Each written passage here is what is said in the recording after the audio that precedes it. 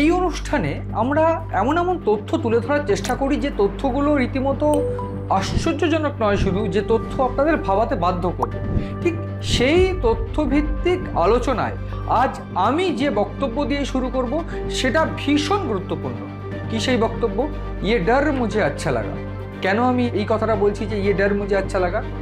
ভারত, পাকিস্তান, বাংলাদেশ, চীন, Russia, America, এই সমস্ত দেশগুলোর নাম, আমি যে নামগুলো বললাম, এই সমস্ত দেশগুলোকে নিয়ে আজকের আলোচনা, এবং এই সমস্ত দেশগুলো কিভাবে ইনভলভ, কেন এই দেশগুলোকে নিয়ে আলোচনায় আমি এই কথাটা বললাম যে ইয়ে ডর মুঝে আচ্ছা লাগা, সেটা বোঝাবো।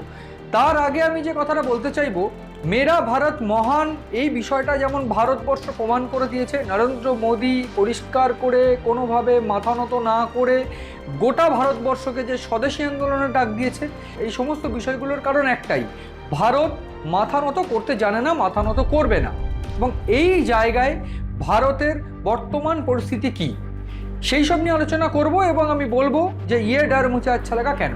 আমি প্রাথমিকভাবে এই আলোচনার শুরুতে যেটা বলতে চাইবো যে ভারতবর্ষের আপগ্রোয়িং যে ইকোনমিক স্ট্যাটিক্স বা ইকোনমিক্যাল যে স্ট্রাকচার, সেই স্ট্রাকচারের সম্বন্ধে আমেরিকা খুব ভালো করে বুঝতে পেরেছে। এবং আমেরিকা বুঝতে পেরেছে, সেই জন্যই আমেরিকা একেবারে ব্লু প্রিন্ট করে নিয়েছে যে ভারতকে কীভাবে কোণঠাসা করার চেষ্টা করবে, এবং প্ল্যান এ, প্ল্যান বি, এই সমস্ত কিছু করার চেষ্টা করছে বলে কিন্তু বিশেষজ্ঞ মহলের মত। এবং প্ল্যান এ কি? রাশিয়ার থেকে তেল কেনার জন্য ইউক্রেনের যুদ্ধে রাশিয়া সাপোর্ট পাচ্ছে, এই ধরনের একটা আজগুবি গল্প চাপিয়ে ভারতের মার্কেটকে নষ্ট করার জন্য 50% ট্যারিফ চাপিয়ে দিলেন। 25% ট্যারিফ প্রথমে চাপালেন এবং 25% ট্যারিফ একেবারে ফাইন হিসাবে চাপালেন বা জরিমানা হিসাবে চাপালেন। এবং এই জায়গায় দাঁড়িয়ে 50% ট্যারিফ ইতিমধ্যে শুরু হয়ে গিয়েছে।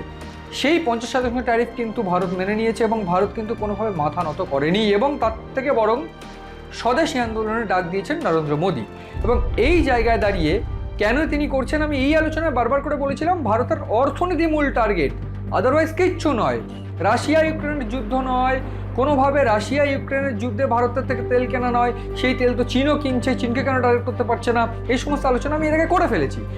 এই জন্য আমি বারবার করে বলছিলাম, রাশিয়া, ভারত, চীন একজোট হলে আমেরিকার কিন্তু হাঁটু কাঁপতে শুরু করবে। সেই বক্তব্য আমি বারবার করে পেশ করেছি, এবং তার প্রমাণ আমি আজকে দিচ্ছি এবং দেব। কি সেই প্রমাণ?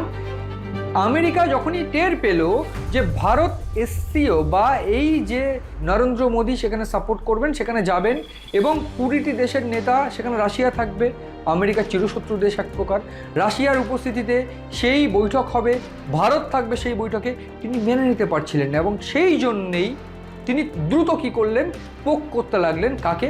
রীতিমতো তথ্য এসে পৌঁছচ্ছে, তিনি একেবারে গোয়েন্দাদের মাধ্যম দিয়ে বাংলাদেশ এবং পাকিস্তানকে আরও কাছে জুড়তে চেষ্টা করলেন। ট্যারিফের মাধ্যম দিয়ে আমরা দেখেছিলাম ভারতের ক্ষেত্রে যেখানে 25% ট্যারিফ, বাংলাদেশের মাত্র 20% ট্যারিফ দিয়ে তিনি বুঝিয়ে দিয়েছিলেন বা বোঝানোর চেষ্টা করেছিলেন যে বাংলাদেশ এবং পাকিস্তান তারা এক হোক, আরও কাছাকাছি আসুক। এবং ঠিক সেই জন্যই আমরা দেখলাম পাকিস্তানের বিদেশমন্ত্রী এইবার তাড়াতাড়ি কাছাকাছি আসার চেষ্টা করলো বাংলাদেশের, এবং বাংলাদেশের কাছে এসে ইশাক দার তিনি বৈঠক করলেন। একজন কেন্দ্রীয় মন্ত্রী, তিনি যে রাজনীতির একেবারে চূড়ান্ত পর্যায়ের মন্ত্রী, দেশের অন্য কোনো দেশে গিয়েছেন, এবং অন্য কোনো দেশে গিয়ে এনসিপি, বিএনপি, জামাত, এইসব নেতাদের সঙ্গে, এইসব দলগুলোর সঙ্গে বৈঠক করছেন। এটা তো সরকারি মন্ত্রী, তিনি তো সরকারের লোক, তিনি কেন এসে রাজনীতির মধ্যে ঢুকবেন? এবং এই যে রাজনীতিকরণ, এইটার বেশ খুব পরিষ্কার, ভারতের সঙ্গে শত্রুতা করো। এবং এই ক্ষেত্রে আমাকে বলতে হবে কি সেই ব্লু প্রিন্ট, ইতিমধ্যে সেই ব্লু প্রিন্ট গোয়েন্দারা হাতে পেয়ে গিয়েছেন, এবং সেই ব্লু প্রিন্ট অনুযায়ী খুব ভয়ানক তথ্য আমি দিতে চলেছি আজকে।